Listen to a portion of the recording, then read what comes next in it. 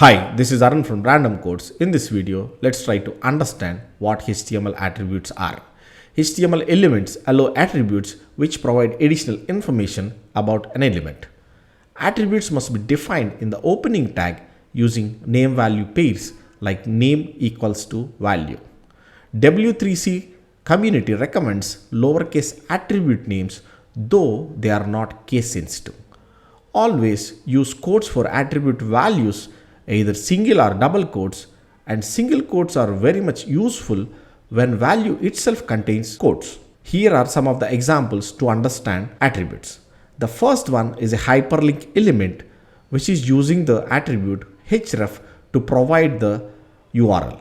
The next one is an image element where we have provided attributes src for the source, alt for the alternate text, width for the image width, height for the image height.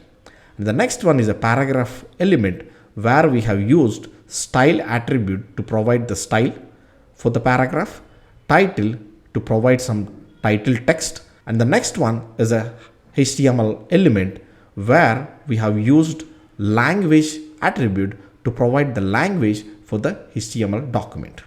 And the next one is again a paragraph element where we have used the title attribute to provide the title for the paragraph. And if you look at the value here, we used single quote for the value as the value itself has double quotes. Overall, HTML attributes are used to provide some useful additional information to an HTML element.